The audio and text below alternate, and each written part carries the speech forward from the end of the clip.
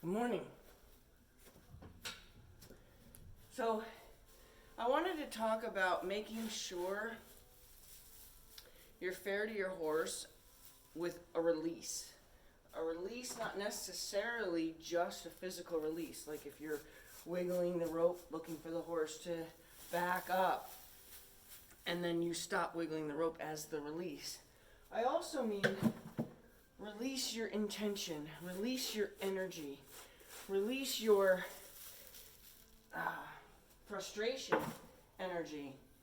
So for example, you're asking a horse to go sideways, and he kind of does everything but. He goes forward, he goes backward, he goes, sideways the wrong way. He does everything but the actual direction and movement that you're looking for.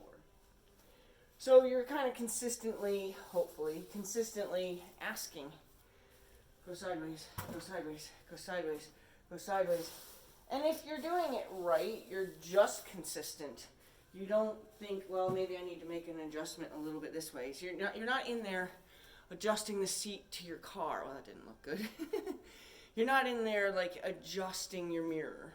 You're not constantly adjusting anything. So if you've decided that I'm asking my horse to go sideways, and this is the cue I would like him to learn to respond to. The only way he's going to learn to respond to a specific cue is if you only offer that specific cue. So, I can't stop working and I have a bad habit of this, so my specific cue, you're the horse. I'm going to ask you to go to your right. I'm going to point to your right. Now, the line between me and the horse's nose has slack in it. I'm not pulling him, because if I were to pull him, if I were to put my arm out and say go to the right, the rope now goes straight from his nose to my hand, which then brings the horse to me. So we can't have a tight line between the horse and me, and pulling it that way only makes the horse come to me because I'm actually pulling his nose. So what I do is I point like I'm asking him to look over his shoulder, because that's actually what I want him to do. I want him to point his nose in the direction that I just pointed at. So it's like, hey, look over there. So that's kind of the impression you want to give him. Look over there. When he points his nose that way, his feet can follow his nose. If he points his nose straight at you, his feet will follow his nose to you. So we want to get him to believe he's supposed to look that way. So you have kind of the energy of, hey, look over there. Okay? Again, no pull on the rope. There's no feel on the rope. Then my next cue, I'm standing off center. So here you are. I'm standing slightly off center. To the side of you, I'm trying to push away. So I'm pointing there. I want your nose to point that way. And I'm going to be able to see your ribs because I'm slightly off and I can see your ribs. Now my energy, I have the tail of the rope, I always keep 12 inches of the rope as the tail of the rope out of my hand. I call that support. So now I have my support. Often I use it just in showing it to them, kind of like if you have a gun in a holster and it's under your shirt and you lift your shirt to go, see this? I have this. If I have to use it, I have it. It's kind of a warning. So this is my support. I'm supporting you. Look over there. Here's my support. Now my support is my focus. So that's so important, is your focus, your intention, your focus has to be on that rib cage. I want to see that rib cage move that way. My focus is on your rib cage. My focus isn't looking you in the eye. Horse has no idea what you want. My focus isn't looking over there. My focus is on the rib cage. Now, I'm going to start offering a fan out here. Now, up and over. The rope needs to swing up and over. The reason it needs to swing up and over is because if you have a boy horse and you swing under, and then you get to the point where you actually have to touch the horse, what could you possibly hit if you're swinging it from the underside? If you swing it up and over, if you end up having to touch the horse, you touch the top of his rump. Okay? So always swing your rope up and over, never under. You never want to smack your horse on the belly or his privates when you're asking them to do something. In fact, if you hit them from the belly, when the first contact hits them from the belly, you could potentially cause your horse to jump up and jump on top of you, especially if you have the stretched arm the wrong way. You're definitely asking him to come to you. Now you said jump and come to me. you can get yourself into trouble. So kind of like always know what your mechanics are. Always know what your message is with your tools. Look over there. My focus is now on the ribs. My focus, it's so important. Your focus is on the ribs. My focus is to see those ribs move away. I said it twice, doesn't matter. I can say it thousands of times and I can't seem to make that clear. Your focus. Horses can see energy. You can see horses lift their head at the same time and run at the same time. You can see birds come off of a wire at the same time. There's intention, there's energy, there's something else that can be communicated without words and without motions. You can communicate with your intention, with your focus. So just try it. So, head that way. Focus. I want to see those ribs move away. I'm out here with my support. Oh, you don't hear my support? I'm going to use my support gradually coming in.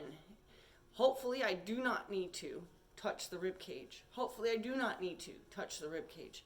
But if I have to, I'm going to make sure that my focus has created a target. My target is the farthest point of the rib cage, so closest to the hip, but actually the rib cage, not the flank. So, coming in. If I have to touch, I've focused on my target. My target is that spot. The horse should move away from where you touch them. The rib cage will move. The horse will go sideways. Now, you're pulling him the wrong way. He keeps coming on top of you. What's wrong? Figure that out and fix it. Oh yeah, I'm not just telling his nose to look over there. I actually pulled him on top of me. My fault. If I wiggle the rope to try to get his attention, I'm telling him to back up. If the horse backs up, not my fault, not his fault, my fault. I told him to do that. We have to pay attention to what we say. Go that way. Now, this isn't working. I'm actually touching him on the ribs. It's not working. Now I'm looking at him going, come on, horse. Now my focus is different, right? Now I've decided to change this into a flip or a lob now I've changed the whole animation of me and now I'm getting frustrated. Come on. Now this hand, usually when you start getting frustrated with this hand drops. So now you're no longer telling him to go that way and you're going like this, right? From the horse's perspective, the word just became a Scrabble word. It's mixed up again. It's just, how do I make anything out of those letters? I don't know how to do that. Your horse has to be able to be given the word. The word has to have a definition and it has to look the same every time. That way, ribs, move your ribs. It could take you a half an hour for that message to be accurate. The only thing you would ever do is to take up the energy a little bit. So, nose, ribs, support. Support moves in. Support starts to lick the target. Because you don't want to change the energy. So the support starts to just tap the target. Not working. Now the target can get a little bit, you can change it to this, where you want to have a little bit of a slap with the end of the line. Okay? If you consistently do that, if you have a sibling, you know what somebody poking you will consistently, in the same exact spot on your shoulder, will make you do. It'll make you move or react. One of the two, right?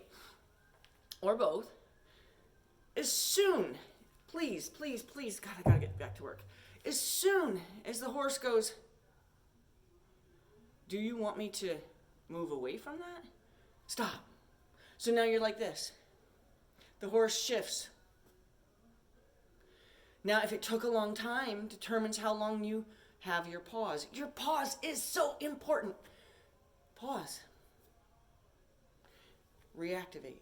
So see how pause is, it's turned off. He has a chance to breathe, sigh, lick and chew, lower his head, blink his eyes, whatever he's not been doing for the moments that you were just insisting he did something to a word that didn't make sense.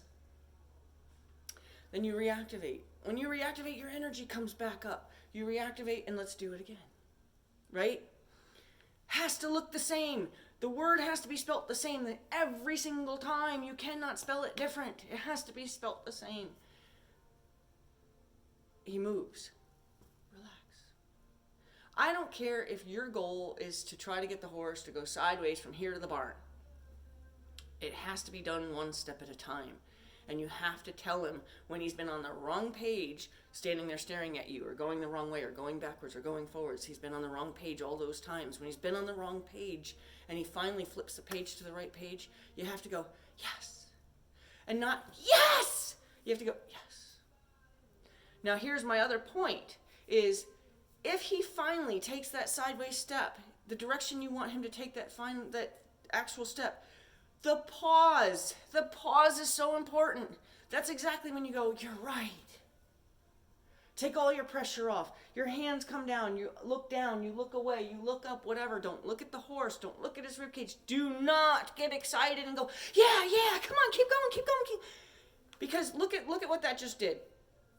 This might turn into a very animated energy. Move away from this, move away from this, move away from this. Now the horse finally moves away and you're like, yeah, keep going.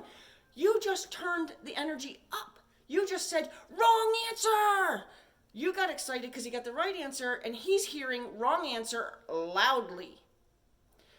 Pause for both of you and then ask again. And you'll see that the difference between getting excited and trying to insist on they do a lot more breaks them down, turns them off. And when a lot of times when horses feel that they've really made a mistake, because that seems really punishing, when they feel like they've really made a mistake, it's going to be a long time before they're going to try the right answer again, because they're pretty damn sure that was the wrong answer. That also gives you a chance to stop and breathe. Your relaxing helps the horse digest what he just learned, helps him put that word somewhere in his brain. It helps you chill out from all the energy it took you to get that step. Now, activate again and watch. Your horse will go, oh yeah, I know that one. And your horse will do what you want so much faster than you can even imagine. You have to trust that the pause is what solidifies the word. It can be so frustrating to teach a horse stuff. I get that. But if you're not cut out to do it, maybe you shouldn't be in with horses, because horses need that from us. The pause, the release is what teaches. It's the release. Your pause is a release of your energy. Letting the line go loose is a release when you're teaching something that requires a tight line. Letting the line go loose, letting the rein go loose, not swinging the rope at him anymore. Those are all releases to say, yes, that was right. But when your energy is so big, the pause in your energy, the drain, just imagine that you just like took a plug out of the bottom of you and you were able to drain all your energy out the floor. Let that moment be, because that gives your horse a chance to soak on things. The longer it took him to get it, the longer the pause you want to give. Now, some horses that's not necessarily true, because some horses it took them so long because they're a little dull, and then giving them time to kind of settle back into being dull, settle back into their lazy mode is not always the best, but you'll be able to gauge how long you should pause. But you should always pause at least a count of 5. Always. 1, 2, 3, 4, 5. And then, okay, you can't just get excited that it's finally happening and then turn it up and ask for more than they were giving you. The message didn't really get there yet. It just started to get there. They just got on the page, but they didn't process the word yet. Can't emphasize enough. The pause.